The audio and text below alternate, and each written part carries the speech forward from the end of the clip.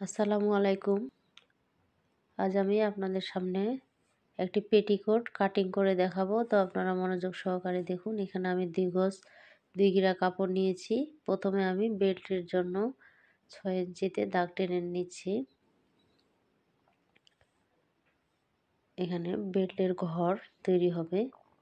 এখানে আমি ২ ভাঁজ করে নিলাম। আপনারা এখানে স্কেল দিয়েও দাগটি সোজা করে টেনে নিতে পারবেন।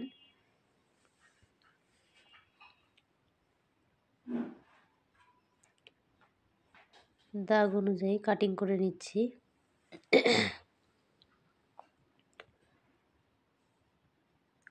কাপড়টি আমাদের ওপেন করে নিতে হবে। নিয়ে বেল্ট তৈরি করার জন্য সাইডে আমাদের কাপড় বের করে নিতে হবে। প্রথমে আমরা বেল্টের ঘর কেটে নিলাম, তারপরে এখন বেল্ট কেটে নিব।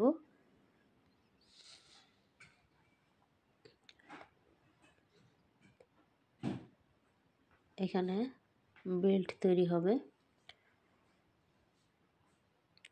এইভাবে আমরা সোজাভাবে কাটিং করে নিব।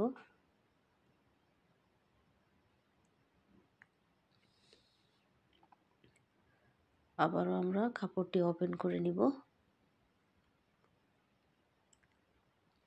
এখানে ২ ভাঁজ আছে, এখানে ৪ ভাঁজ করে নিব।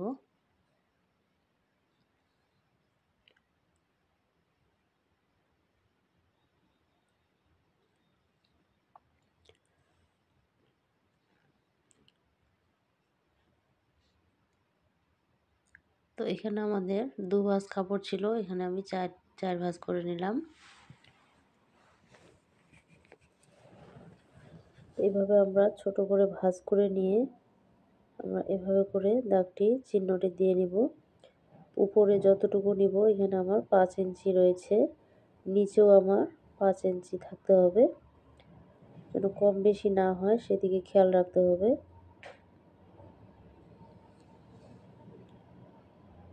তো ৫ ইঞ্চিতে দাগ টেনে নিলাম। তো এখন স্কেলের সাহায্যে আপনারা দাগটি সোজাভাবে টেনে নিতে হবে।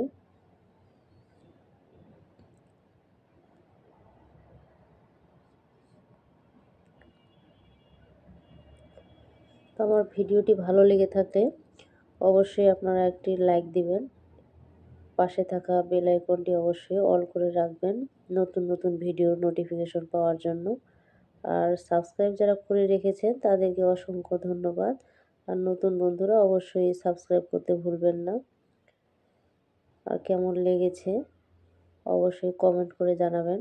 আর ফেসবুক পেজ থেকে দেখে থাকলে অবশ্যই ফলো দিয়ে রাখবেন।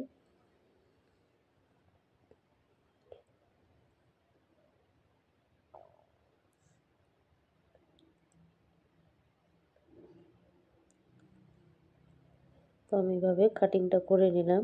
নিচে আমাদের এটি সমান করে কেটে নিতে হবে, একটু রাউন্ড করে, তাহলে কোনো কোনা ঝুলবে না নিচে। তো আমার কাটিং করা হয়ে গেল। এই যে দেখুন এখানে আমার ৬ পাট মোট কাপড় আছে, ২ ভাঁজ ২টি করে কাপড় রয়েছে। এই যে দেখুন, তো এখানে আমাদের ছোট ভাঁজ কাপড় ২টা আছে, মাঝখানে ২টি বড় অংশ, ১ নাম্বারও ২টি, ২ নাম্বারও ২টি কাপড়, ৩ নাম্বারও ২টি কাপড় রয়েছে। তো আমরা ওপেন করে নিলে হয়তো আপনাদের বোঝার সমস্যা হবে বা দেখাতে পারছি না, তাই আমি মাঝখানের কাপড়টি ২ ভাঁজ রয়েছে, ২ নাম্বার কাপড়টি। তো এইভাবে আমাদের এভাবে জয়েন্টটি লাগাতে হবে। তো আজ এই পর্যন্তই। আল্লাহ হাফেজ।